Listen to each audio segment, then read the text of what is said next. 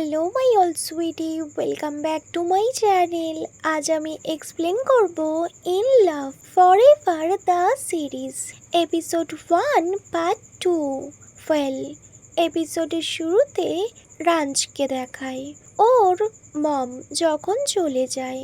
So রাঞ্জ নিনের কাছে আসে আর ওকে hold করে আর বলে, নিন, তুমি এখন গিয়ে ড্রেস চেঞ্জ করে নাও, দেন আমরা দুজন একসাথে ব্রেকফাস্ট করব। সো নিন ভীষণ অ্যাংরিলি বলে, লিভ মি, আমি ব্রেকফাস্ট করব না। তখন রাঞ্জ বলে, but why, are you not feeling hungry? So নিন বলে, একদমই না। ওয়েল, তোমার মম যখন আসবে তখন তুমি আগে আমায় ইনফর্ম করবে, তা না হলে উনি সবসময় আমায় ইনসাল্ট করে। এটা শুনে রাঞ্জ একটু লাউডলি বলে, নিন, সি ইজ মাই মম। তো নিন বলে, সো হোয়াট, তোমার মম তাতে কি? তোমার মম সবসময় আমায় হিউমিলিয়েট করে, আমার সাথে উনি কেন এমন করে? ওয়েল, তুমি যখন কোনো গেস্টকে ইনভাইট করবে তুমি আগে আমায় জানিয়ে দেবে, কজ এই হাউসটা তোমার একার না, ওকে? রাঞ্জ বারবার নিনকে কাম ডাউন করার চেষ্টা করে, বাট নিন ভীষণ অ্যাংরি হয়ে থাকে। দেন নিন সোফাতে বসে। রাঞ্জ স্লোলি ওর কাছে যায় আর বলে, নিন, তুমি টায়ার্ড না? তোমরা যখনই মিট করো তোমরা ব্যাস একে অপরের সাথে ফাইট করো। তখন নিন বলে, of course I am very tired, আমি তোমায় আর তোমার মম দুজনকে নিয়ে অনেক টায়ার্ড। আমি কি করব? উনি যখনই আমার সাথে মিট করে তখনই উনি আমায় হিউমিলিয়েট করে। ওয়েল, এরকম অন্য কেউ কখনো আমার সাথে করে না, আর তুমি তো কখনো আমায় প্রোটেক্ট করো না, সো আমায় সব কিছু নিজেই করে নিতে হয়।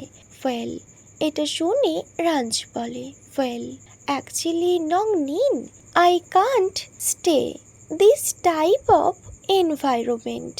এটা শুনে নিন ভীষণ অ্যাংরি হয়ে যায় আর ও দাঁড়িয়ে পড়ে আর বলে, তোমার মম একদম ক্রেজি, যে সবসময় সবাইকে বাইট করতে চায়। এটা শুনে রাঞ্জ একটু লাউডলি বলে, নিন। সো নিন ব্যাস কাঁদতে থাকে। আদার সাইড রাঞ্জ ব্যাক সাইড দিয়ে নিনকে হাগ করে নেয় আর বলে, নিন, I am sorry, I am really sorry. Well, actually তুমি আমার মমকে ওইভাবে বললে তো তাই, বাট আমি এমনটা মিন করিনি। তখন নিন কাঁদতে কাঁদতে বলে, ওয়েল, আমি তোমার মমকে ইনসাল্ট করেছি, তাই তো তুমি আমার সাথে এমন বিহেভ করছো। বাট যখন তোমার মম আমায় ইনসাল্ট করে, আমায় হিউমিলিয়েট করে, তখন তো তুমি একদমই কেয়ার করো না। রাঞ্জ ব্যাস নিনের দিকে দেখছিল। নিন লাউডলি বলে, তুমি সব কিছুতে একদম পারফেক্ট, আর সেটা সবাই অ্যাডমিটও করে, বাট তুমি নিজের কেরিয়ারে একদম পারফেক্ট, তুমি সব কিছুতে একদম best, but as your wife আমার সবসময় ফিল হয় তুমি আমার কাছে তুমি একদম ব্যাড পারসন। এটা বলে নিন ভীষণ কাঁদতে থাকে। ওয়েল, রাঞ্জ ব্যাস নিনের দিকে তাকিয়ে থাকে। রাঞ্জও কাঁদছিল। নিন বলে, আই রিগ্রেট, অ্যাকচুয়ালি আমি এখন ভীষণ রিগ্রেট ফিল করছি। আমি তোমায় কেন বিয়ে করেছিলাম? আমার তোমায় বিয়ে করা একদমই উচিত হয়নি। এই টাইমটা যদি আমি আগে পেতাম, সো আমি কখনোই তোমায় বিয়ে করতাম না। আমার লাইফের সব থেকে ব্যাড ডিসিশন তোমায় বিয়ে করা। ওয়েল, এটা শুনে রাঞ্জ ব্যাস কাঁদতে থাকে। ও ভীষণ ইমোশনাল হয়ে যায় আর ও ভীষণ শান্তভাবে নিনকে বলে, নিন, আই এম সরি, বাট নিন তখনও কাম ডাউন হয় না। আর ও বলতে থাকে, ওয়েল তুমি আমায় বলেছিলে তুমি ডিভোর্স চাও, তাই না? ওয়েল এখন আমিও ডিভোর্স চাই। এটা শুনে রাঞ্জ একটু সারপ্রাইজড হয়ে যায় আর ও ব্যাস নিনের দিকে তাকিয়ে থাকে। ও নিনকে বোঝানোর চেষ্টা করে, বাট নিন বলে, ওয়েল আমরা ডিভোর্স চাই, বাট স্টিল আমরা ম্যারিড কাপলদের মতো। সো তুমি কখনো কি গুড ওয়াইফ হতে পারবে? এটা শুনে রাঞ্জ ব্যাস নিনের দিকে তাকিয়ে থাকে। ঠিক ততটা দিন যতটা টাইম আমার ফ্যামিলি চেয়েছে।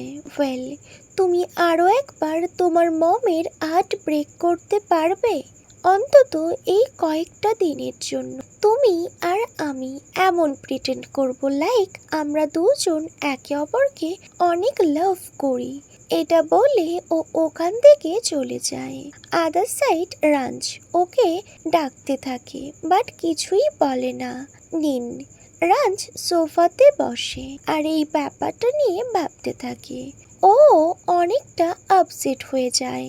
রাঞ্জ ওর ওয়েডিং রিংটা দেখছিল আর তখনই সিন ফ্ল্যাশব্যাক দেখায়, যেখানে ওরা দুজন একসাথে নিনের ড্যাডকে ওদের ডিভোর্সের ব্যাপারে জানায়। নিনের ড্যাড বলে, আমি কখনো ভাবিনি তোমরা ডিভোর্স নিতে চাও।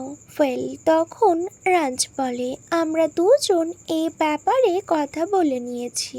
নিনের ড্যাড বলে, ওয়েল তোমরা এখন বড় হয়েছো আর ম্যাচিওরও, সো তোমরা যেটা ভালো বুঝবে সেটাই করতে পারো।